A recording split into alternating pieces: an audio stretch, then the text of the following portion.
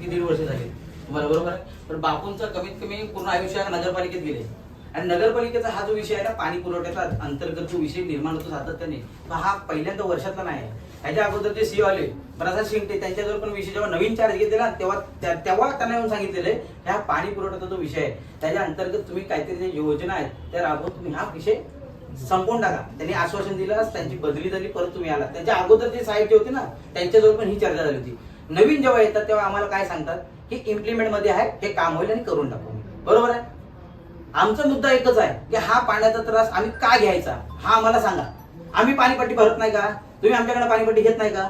पाणी पुरवणं हा पाणी मागणं आमचा अधिकार नाही का? आहे ना. तर मग त्या पद्धतीने मग आम्हाला का नाही तो अधिकार आमचा भेटत? आम्ही का आम्हाला हे सगळं करायला लागतं किंवा आम्हाला काय यायला लागतंय? गेल्या टायमिंगला सातत्याने प्रत्येक टोटल एका जॅक्युलवरनं 4 गावाला पाणी पुरवठा होतो, बरोबर ना. गोलकोट, मुरादपूर